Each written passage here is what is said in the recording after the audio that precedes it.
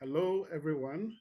In this international finance lesson, I will cover FX markets and exchange rates.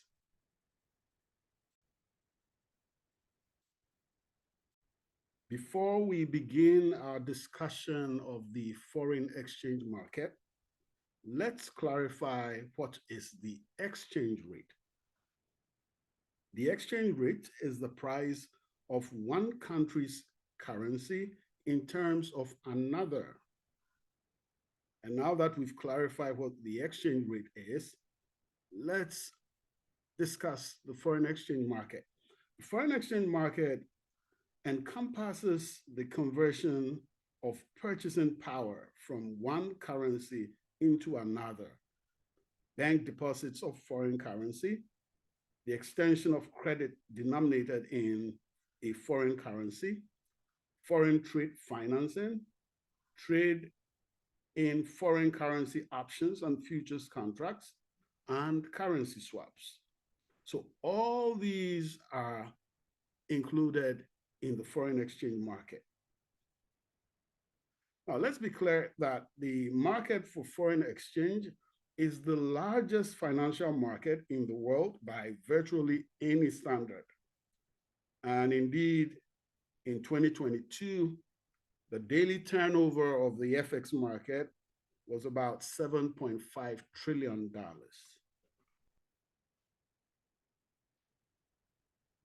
Let's now discuss FX market participants. The FX market is a two-tier market. The first tier, you have the interbank wholesale market, which covers more than 90% of the FX market trading volume. And within this tier market, you have the large commercial and investment banks and securities houses worldwide that actively make a market in foreign exchange. We also have non-bank dealers such as mutual funds, pension funds, and hedge funds that have their own trading rooms. And then we also have FX brokers who match buy and sell orders, but do not carry inventory. Now, we also have the second tier of the FX market being the client or retail market, and this covers less than 10% of the trading volume of the FX market. And here, the market participants would include multinational companies, money managers, and private speculators. Now, in the FX market, foreign currency is priced based off on the bid and ask price. And as a result of that, we have the bid-ask spread. So let's clarify the bid price. So the bid price is the price at which a bank, for example, will buy the currency at. So for example, the dealer representing the bank will buy euros from you at a bid price, because that's a price at which the dealer or the bank will buy the currency at. So they would buy euros from you at a bid price of $1.23 per euro. And then sell the euros to any client or customer who wishes to buy euros. Now they will sell the euros at the ask price. So the ask price is the selling price for the dealer. And then the bid price is the dealer's buying price. So not surprisingly, the ask price is higher than the bid price. So here in this example, it's $1.25 per euro. So the bid-ask spread is the difference between the bid and the ask price. And obviously that will represent the dealer's profit. Now, bid-ask spread level varies across market levels and can be extremely narrow in the interbank market. And let's also take note that the average of the bid-ask rates are called mid rates. Let's now discuss the FX spot market.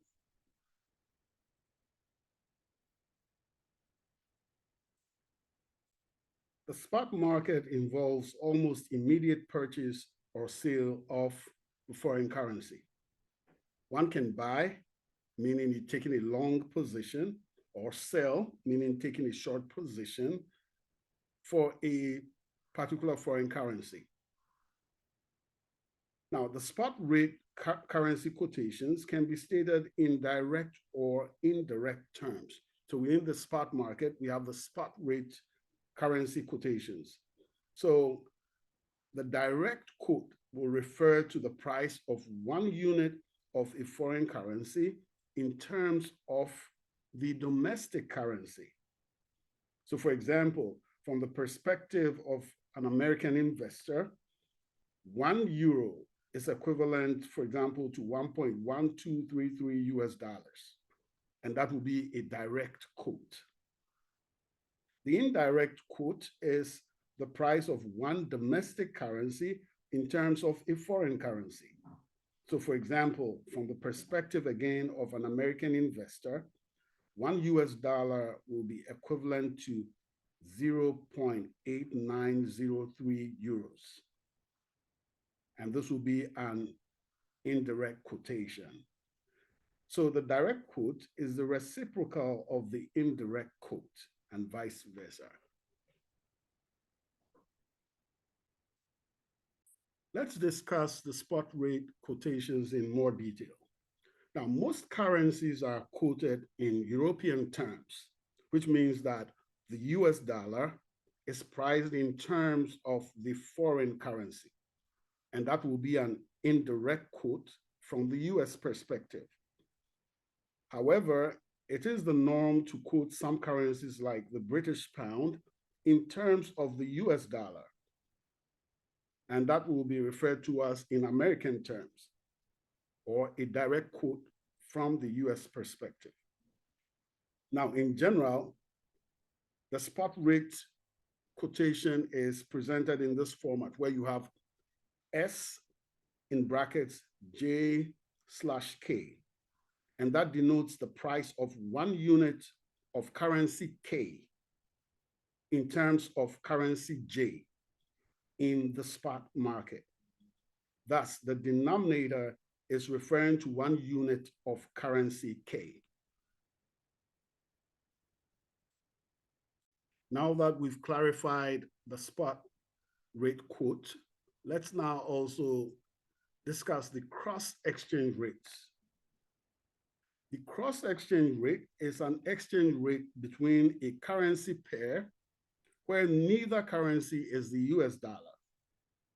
So the cross exchange rate, as we can see in this slide, can be calculated from the US dollar exchange rates for the two currencies. So here we see that the spot rate of currency K in terms of J, where neither currency is the US dollar. It's calculated using the spot rate of currency K in terms of the US dollar, and then the spot rate for the US dollar, $1 in terms of currency J. Now we can see that the dollar signs will cancel, right? Because we have the dollar in the denominator for J/dollar, and then the dollar in the numerator for the first term, that's $/K. So the dollars cancel out, and you're gonna have J/K. And that's the spot rate for 1 unit of currency K in terms of currency J, when both of them are neither US dollar. Now, the next cross exchange rate we have is the spot rate for the currency or 1 unit of J in terms of K, currency K. And neither of them is the US dollar. Again, we can express them with each of the currency in terms of US dollars. But as you can see again, we have the reciprocal, right? So we have the reciprocal for K slash the dollar, right? So here we have $1 in terms of currency K. And then, of course, we multiply it by the spot rate for 1 unit of currency J in terms of US dollars. And again, the dollars will cancel, and then you have a unit of currency J in terms of a currency K, and neither of them is the US dollar.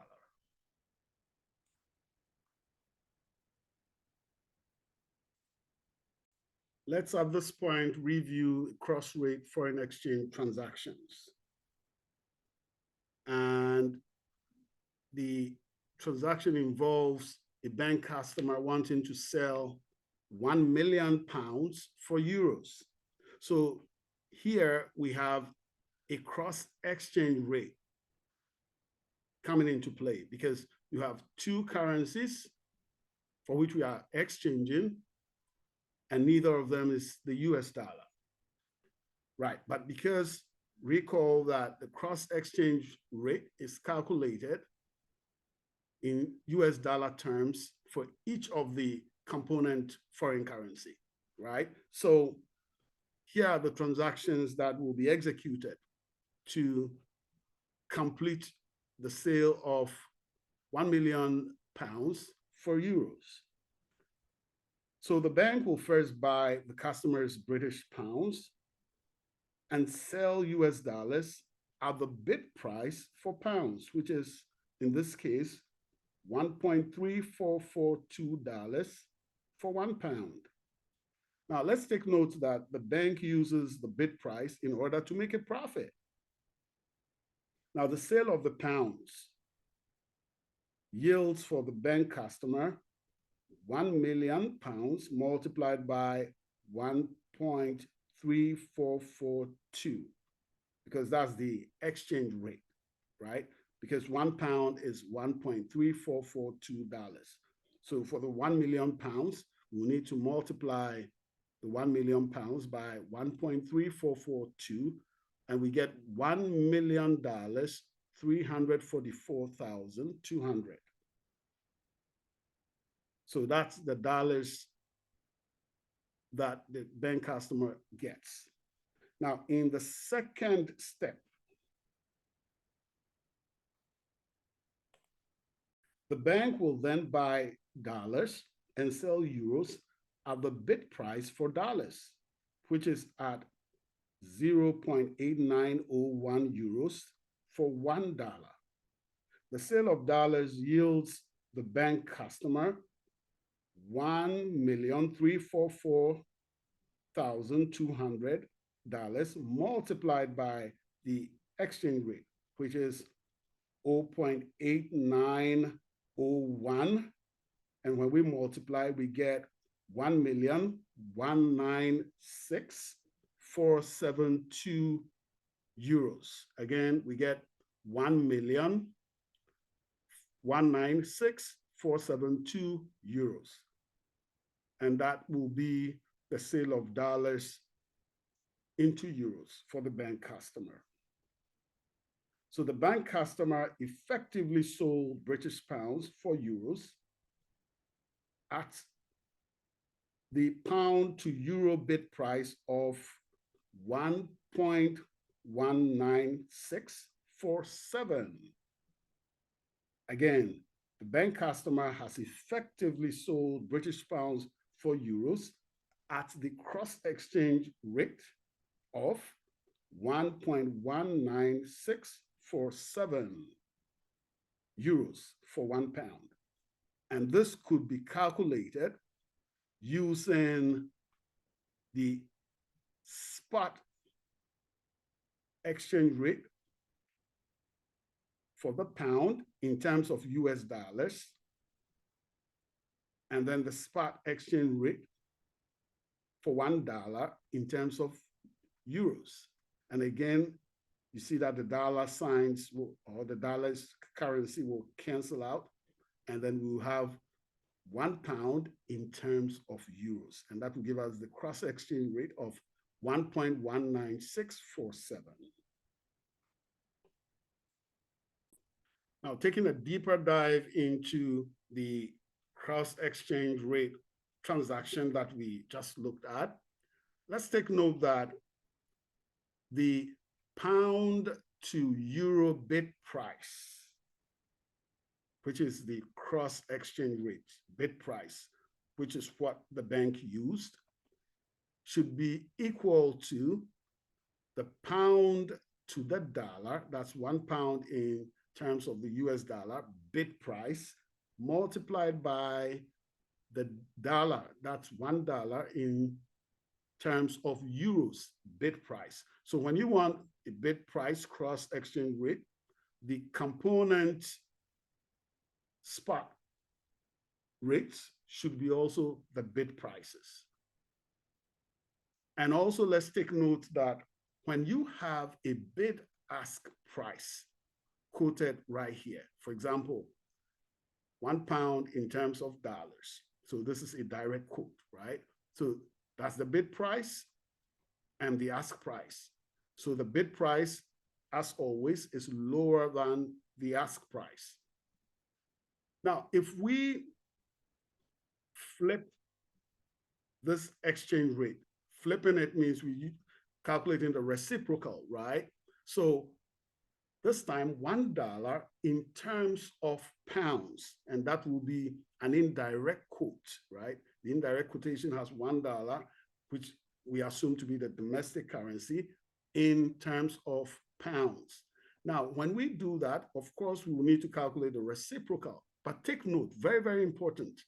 Once you calculate the reciprocal of the larger number becomes the smaller number. Again, the reciprocal of a larger number, when you divide by a larger number, you get a smaller number. So when we calculate the reciprocal, and bearing in mind that the bid price should be the lower price.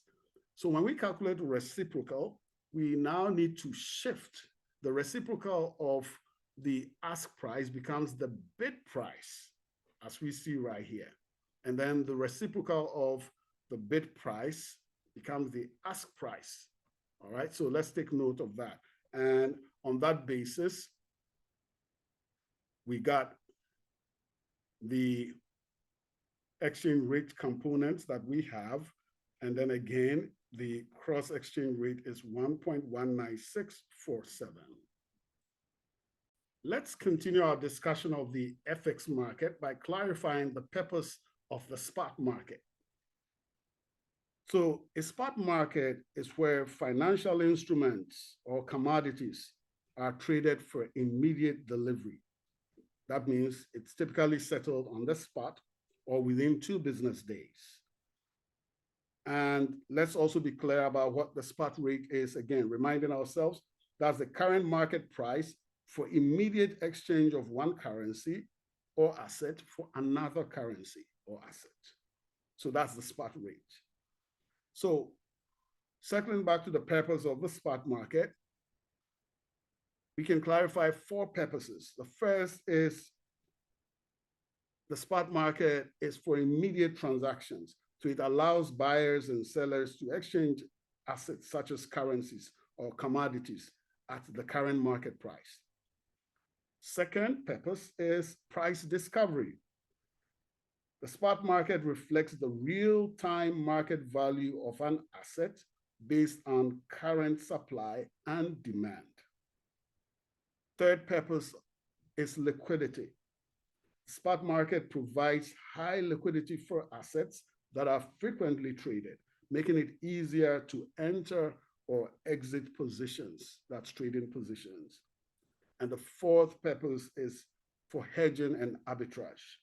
So the spot market enables short-term hedging and arbitrage opportunities based on current prices. Now that we've clarified what the spot market is and the purpose of the spot market, let's shift our focus to the forward market. Now, the forward market is where contracts are made to buy or sell an asset at a future date for a price agreed upon today. And the forward rate is the agreed upon exchange rate for a transaction that will occur at a future date. And there are also four purposes we will discuss for the forward market. First is for hedging risk. The forward market enables businesses and investors to use forward contracts to lock in prices and hedge against future price fluctuations. So for example, for currency or commodity risks of fluctuations in their rates. Second purpose is speculation. The forward market enables traders to bet on the future direction of asset prices without immediate delivery. Third purpose is customization. Forward contracts are often tailored to the specific needs of the parties involved. So for example, needs pertaining to the volume and delivery date. And the fourth purpose is budget certainty. So it helps companies plan and budget more accurately by fixing future costs or revenues. Let's now consider the key features of a forward contract and a futures contract. So for the forward contract, here are the key features. Number one, as indicated earlier, is customized. So the forward contract can be tailored to fit the needs of both parties. So for example, the amount, date, and asset type. Now the forward contract is over the counter, OTC. So it's a private agreement and it's not traded on a centralized exchange. Now with the forward contract also, there is no daily settlement. So gains or losses are realized only at the future date when the contract expires. And the fourth feature is counterparty risk. Now, since the forward contract is private, there is a risk that one party may default. Now, turning our attention to the futures contract. The three key features we'll discuss are: one, the futures contract is an exchange-traded contract. So unlike a forward, a futures contract is marked to the market daily. Recall that for the forward contract, there's no daily settlement, right? But with the futures contract, it is marked to the market daily. And the futures contract requires a margin or margin, that's a collateral, and could have cash flow gains or losses daily based on price movement. Let's now consider interest rate parity, IRP, and FX rates. Now, the interest rate parity is a manifestation of the law of one price applied to international money market instruments such as international currency forward contract. And let's be clear about the law of one price. In economics, the law of one price pretty much indicates that when you have identical goods, when expressed in a common currency, they should have the same price across different locations. All right, so the same price across different locations for identical goods. So in its application to international money market instruments, the IRP provides a link between the interest rates in two different countries. And it must hold, the IRP must hold to avoid arbitrage opportunities. And let's be clear about what arbitrage is. Arbitrage is the act of simultaneously buying and selling the same or equivalent assets or commodities for the purpose of making certain and guaranteed profits. So you don't pretty much assume any risks and you make a profit. So turning our attention back to the IRP and how it relates to FX rates, let's look at the IRP expressed in the format where it is applicable to international money market instruments. And here you see that the forward rate equals the spot rate.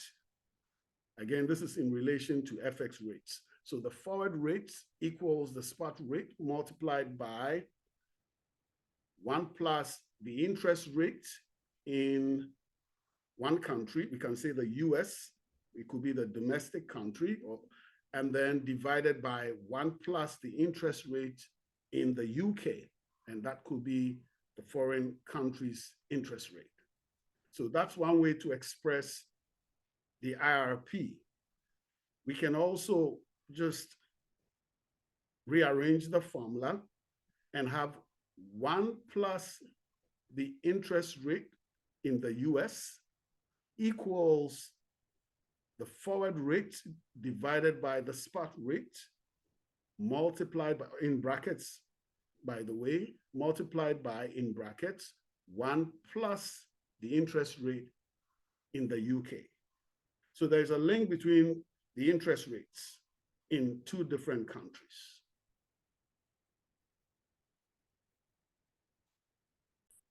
According to the IRP formula as expressed above, the US and pound investments should be equivalent, given that both require the same initial investment, which will be $1, the same amount of risk, and here the risk is considered to be 0 because we will only be considering default-free investments. And then we also would be looking at the same investment period. We invest for only 1 year. So if all these hold, the US and pound, which is the foreign investments, will be equivalent.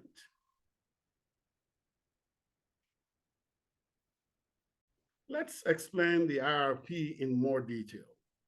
So suppose you have $1 to invest for a 1-year period, and you will only consider default-free investments. So in the first step, you borrow $1 and you exchange it for the pound equivalent, and that will be equal to the pound in bracket 1/S at the prevailing spot exchange rate S. All right, so you're going to have the pound 1/S because bear in mind that you are exchanging $1 for pound. So it's the indirect quote, right? So we have 1/S and the pound. Now, next, step 2, you invest the pound amount at the pound interest rate, and that's the I sub pound. And you have a maturity value of 1/S in brackets multiplied by, in brackets, 1 plus the interest sub pound. All right, so that's what you're going to have as the maturity value, right? Because again, the pound equivalent was 1/S in pounds, right? And if we invest that amount, right, at the pound interest rate, I sub pound, then the maturity value we're going to get will be the 1/S plus the interest rate multiplied by the 1/S. And to keep things simple, we have 1/S in brackets, 1 plus the interest subscript pound, also in brackets. So in the third step, if we sell the maturity value of this pound investment forward in exchange for a predetermined dollar amount, so we trade it in the forward market, right? Then obviously we're going to get the forward rate. So F will now multiply that maturity value. And that's how come we have F over S in brackets multiplied by 1 plus I sub pound.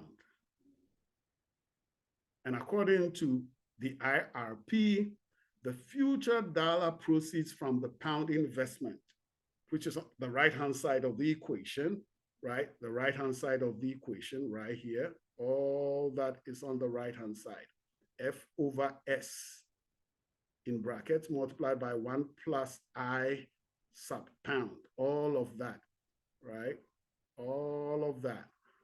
So this future dollar proceeds from the pound investment must be equal to the dollar amount needed to repay the loan at maturity to avoid arbitrage opportunities. So you borrowed $1, right? Or you have $1 to invest, right? So remember, you borrowed $1. Interest rate is I sub dollar. So this will be the loan at maturity. So left-hand side of the equation should be equal to the right-hand side of the equation to avoid arbitrage opportunities.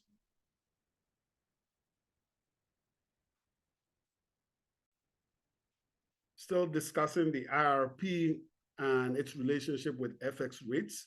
Let's be clear that based on the IRP, where we have F equals, that's the forward rate, equals the spot rate multiplied by, in brackets, 1 plus interest rate in the US divided by 1 plus interest rate, for example, in a foreign currency, foreign country, that will be UK. So based on the IRP, the forward exchange rate will deviate from the spot rate. They will not be the same whenever the interest rate of the two countries are not the same. Because if the interest rates of the two countries are the same, then the numerator will cancel the denominator because they will be exactly equal. Hope that makes sense. They will be exactly equal. If this interest rate equals this interest rate, then what's in the brackets here equals what's in the bracket here. So they all cancel out and you're going to get 1. And in that case, F, the forward rate, will be equal to the spot rate. All right. So the forward exchange rate will deviate from the spot exchange rate. It will not be the same if or whenever the interest rates of the two countries are not the same. Now, based on the IRP, when the dollar interest rate, and we'll consider that as the domestic interest rate, is higher than the pound interest rate, we'll consider the pound interest rate as the foreign interest rate, the dollar, that's the domestic currency, will depreciate in the forward market, okay? And we'll refer to that depreciation as a forward discount, and then vice versa, okay? So again, when the dollar interest rate is higher than the pound interest rate, the dollar will depreciate in the forward market. We'll have a forward discount and vice versa. Now, note that the forward exchange rate at a discount implies that the forward rate will be in terms of more dollars compared to the spot rate in dollar terms. So in that case, you're going to have F greater than S. Now, when the dollar interest rate is lower than the pound interest rate, the dollar will appreciate in the forward market. And here we'll have a forward premium. And in that scenario, F is less than S. So you have a forward premium, all right?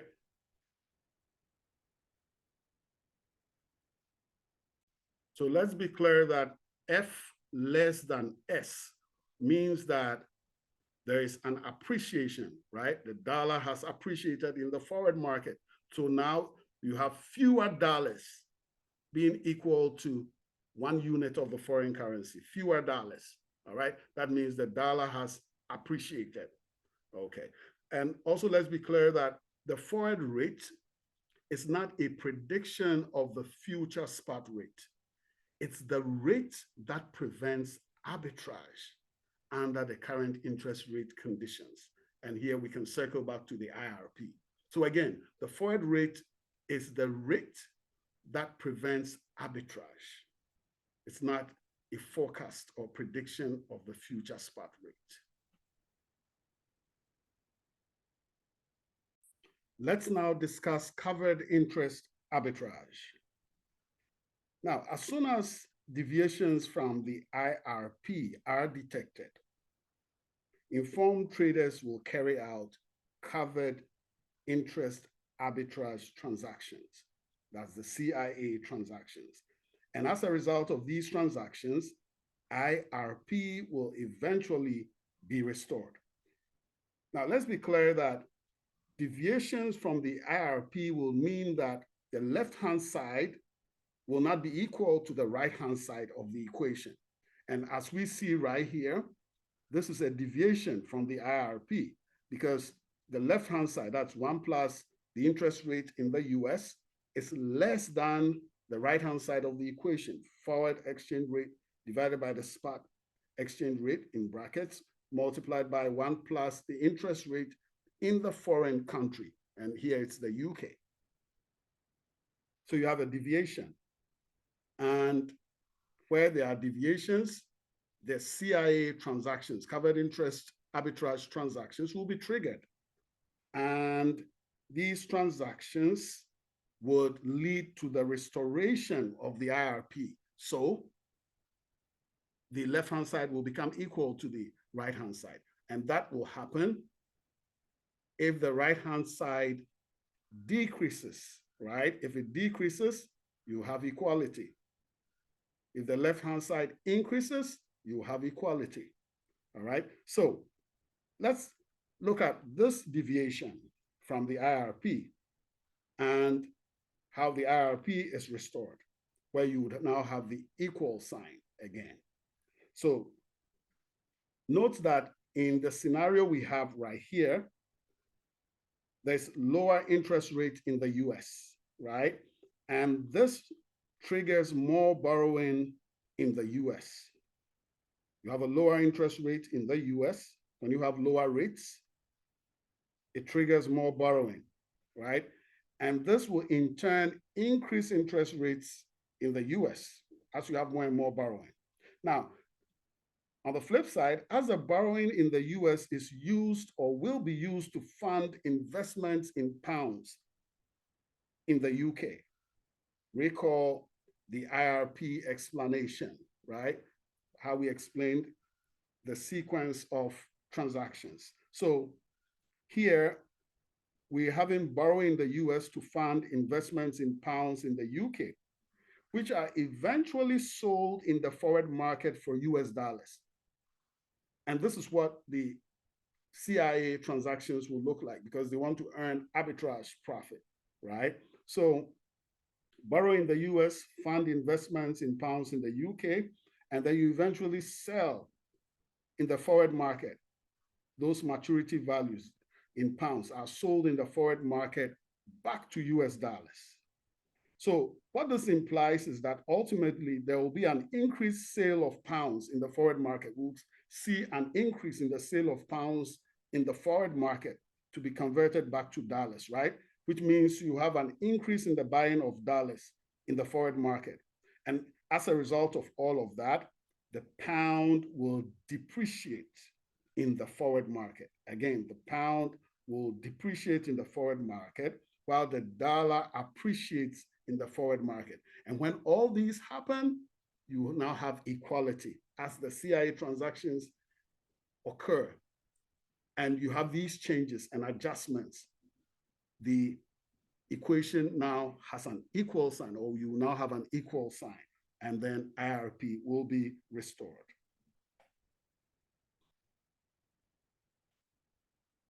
Let's now consider factors driving foreign exchange rates. Foreign exchange rates fluctuate due to a combination of economic, political, and market-based factors. So let's look at the key drivers and influences of the FX rate movements. We start off with interest rates. Now, higher interest rates in a country attract foreign capital, and that increases demand for that currency. So, for example, if the US raises interest rates while Japan holds steady, the US dollar may appreciate against the Japanese yen in the spot market. Again, if the US raises interest rates while Japan holds steady, the US dollar may appreciate against the Japanese yen in the spot market. And this is consistent with the point that higher interest rates in a country attract foreign capital and increases demand for its currency. And with the increase in demand for the currency, you have an appreciation of the currency. Next, we look at inflation rates. Lower inflation is typically associated with a stronger currency because it preserves purchasing power. High inflation, on the flip side, erodes value and can lead to depreciation of a currency. So, for example, a country with persistent inflation may see investors move their funds to more stable countries. And as a result, that country's currency most likely will depreciate. Next, economic growth and stability. Strong GDP growth and stable employment levels indicate a healthy economy, which attracts investment and boosts the currency. On the flip side, weak or unstable economic conditions reduce investor confidence and weaken the currency. 4, trade balance, when we compare exports with imports. So when a country has a trade surplus, meaning that it has more exports than imports, that increases demand for a country's currency and it strengthens the currency. The currency would appreciate. On the flip side, a trade deficit does the opposite because more domestic currency will need to be sold to pay for foreign goods, and that weakens the currency. 5 is political stability and performance. Political uncertainty, elections, corruption, or conflict reduce investor confidence, leading to capital outflows and currency depreciation. On the flip side, stable governments tend to attract foreign investment, and that strengthens the currency. Moving on to the next 5 factors driving foreign exchange rates. Number 6, we have central bank interventions. Now, central banks may buy or sell currencies to influence the exchange rate, and this is known as currency market intervention. Currency pegs or managed float systems also involve active management of exchange rates, and all these could impact foreign exchange rates. Number 7, speculation and market sentiment. If investors believe a currency will strengthen, they may buy it, driving up its value, and that becomes a self-fulfilling situation or self-fulfilling prophecy. Now, large movements in exchange rates can also occur due to trader behavior and herd mentality. 8, relative debt levels. Now, relative debt levels could impact foreign exchange rates because countries with high levels of public debt may struggle to attract foreign investment.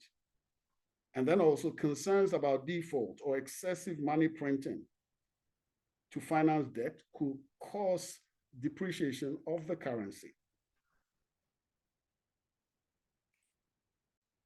Next, number 9, terms of trade. If a country's export prices rise relative to import prices, demand for its currency increases.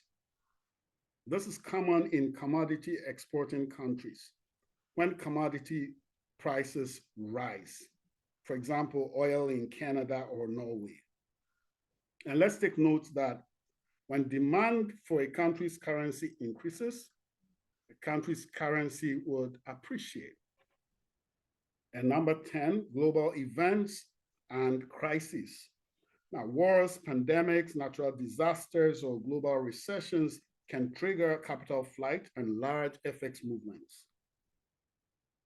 So, for example, safe haven currencies such as the US dollar and the Japanese yen often strengthen during global uncertainty. And this brings us to the end of the lesson on FX markets and exchange rates. I hope you've enjoyed this lesson, and I look forward to delving into other international finance topics with you in subsequent lessons.